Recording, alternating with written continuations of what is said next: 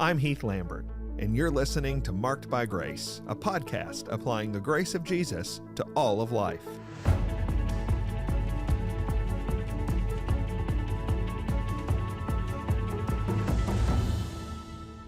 This week on the podcast, we are going to talk about one of the most complex and controversial questions we've ever addressed. And that is, what should Christians think about nude art? Another way to ask the same question is, what's the difference between nude art and pornography?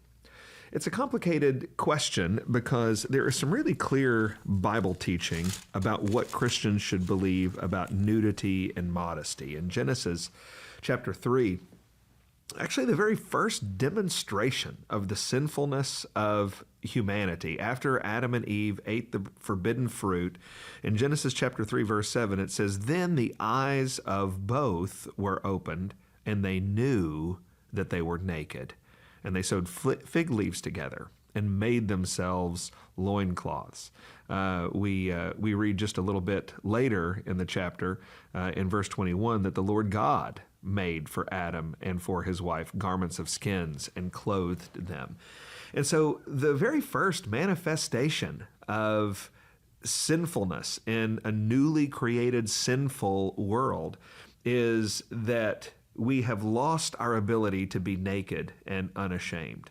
Adam and Eve knew they were naked, and they knew in this new sinful experience there was something wrong about that. That's a clear biblical teaching. It is wrong to be naked in front of people. Unless you're talking about marriage or unless you're talking about a medical exam, it is right to maintain modesty, and it is wrong to remove modesty. And so that's just one very clear biblical principle that we have to think about and remember all the time.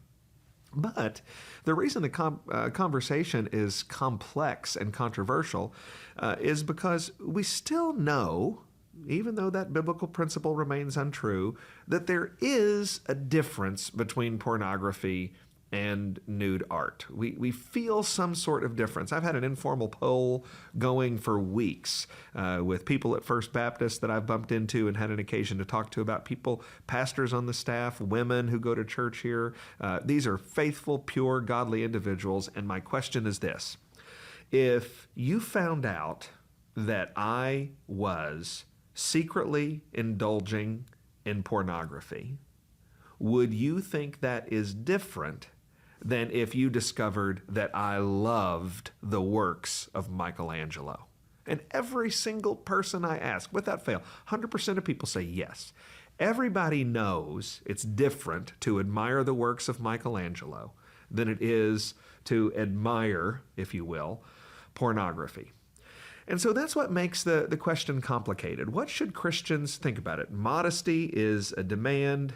It is wrong it's impossible to be naked and unashamed in this fallen world. And so how are we supposed to think about this? I want to answer the question very clearly in a moment or two.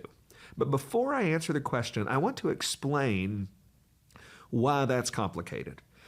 Everybody can say, yes, of course, pornography is different than the works of Michelangelo. But you ask, okay, why? And now all of a sudden, even thoughtful, careful Christians find it difficult to give an answer.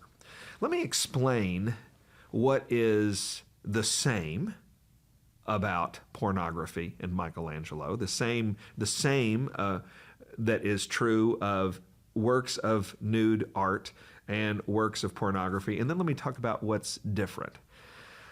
Here's the things that are the same. The reason these are hard questions for us to answer is because we feel some things, we see some things that are similar but different, and we don't know the difference. Let me tell you some of the differences. Along the way, let me tell you some of the things that are the same.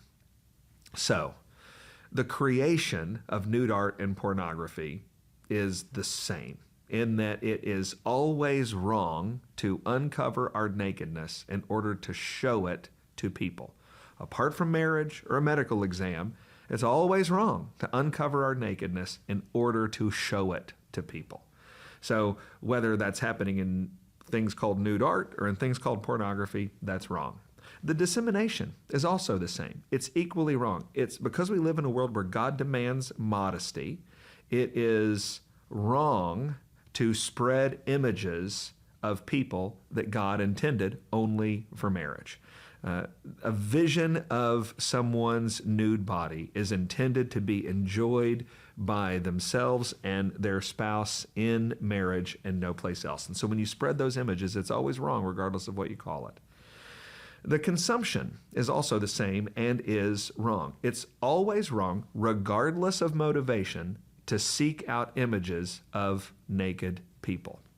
We're just not designed, we're not supposed to be the kinds of people who go looking around for images of naked people. That is always wrong to do. You can call it nude art, you can call it pornography, but it's always wrong for anybody to do that. So I think those things are clear, and yet there are some things that are different between nude artwork and pornography. Let me mention a few of those. First of all, the age is different. I think this is important. It is one thing to celebrate a classic work of art that has stood the test of time, to embrace and appreciate ancient art that has been prized by millions of people over centuries in various locations. I think all of that is very, very different than a new and contemporary desire to appeal to the sexual interests of a degraded public just to get more hits, more views, more money. So there is a difference when we look at the age of these ancient pieces of art versus the newness of pornographic material. There's also a different intention. Pornography intends to create sexual arousal, where artwork intends to celebrate the human form, celebrate the artist. It's an intention to celebrate, not to degrade through sexual arousal. The medium is also different. Pornography is just a raw depiction of sex in graphic images. But the emphasis of art is on the talent and giftedness of the artist and the brush strokes and all of the rest. The end result is also different. Pornography always degrades, it always corrupts, but art can be uplifting. Porn isn't going to make anything better, but art can be and has been for many a delightful experience. And so those similarities and those differences confuse us. I think what we need to be really clear to say is that ultimately, and people who are actually scholars in this realm will be honest with you, that there ultimately is no firm line between pornography and nude artwork. There are differences of degree, but there is no difference in kind. That's why it's complicated. But now, I promised you I was going to answer it clearly, and now I'm going to do that. Now that we understand the complexity, let me answer clearly. I don't believe that Christians should create nude art. I don't believe Christians should model for nude artwork. I don't believe Christians should display nude artwork. And I don't believe Christians should buy nude artwork. When it comes to viewing it, if you're in a museum where nude artwork is going to be on display, people who are sexually tempted should always fight to avoid it the same way you would seek to avoid any temptation. Jesus says you're supposed to gouge out your eye and cut off your hand. I don't think Christians should seek it out for its own sake. And I think anybody who comes upon it in a museum, I think you need to be very careful to guard your heart and to view it in passing and not linger over these things. I think you should protect your kids from it. It really is risky stuff. The line between admiring the brushstrokes and admiring the work of the author and admiring the forms, there is a very, very faint line between that and sinful sexual delight that you must fight to avoid. And so I think this is very risky, and Christians are better off without doing it, and certainly not seeking it out, certainly not creating it, modeling it, displaying it, or buying it. I'll tell you one story. When I was in the 3rd grade, there was, in the back of our third grade class, bookshelves. And filling those bookshelves were the Encyclopedia Britannica, if anybody knows what that is. Back before Google searches, we had Encyclopedia Britannica. And it was a regular event. I remember, in fact, going back to that bookshelf where the Encyclopedia Britannica was, and one of my friends in the third grade introduced me, as best I can remember, to the first image I had ever seen of a nude woman. And it was a piece of classic nude artwork. I don't know the name of the author. I couldn't tell you the name of the painting. But my friend opened up the Encyclopedia Britannica and he showed me an image of a piece of nude art.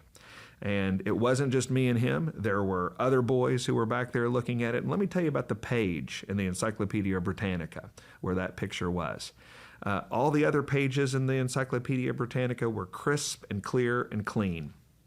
This page was well worn. It was dog-eared. It was gray and black with thumbprints from many, many, many, many years of third grade boys turning to that page and showing their friends. I'll tell you, none of us were back there admiring the color.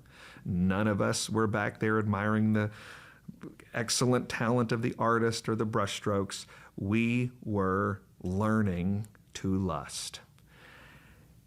I don't care how talented someone is. I don't care what a model it is of the celebration of the human form. We really, really are, in a world where God demands modesty, talking about something very, very dangerous. And I think Christians will be wise to be incredibly careful.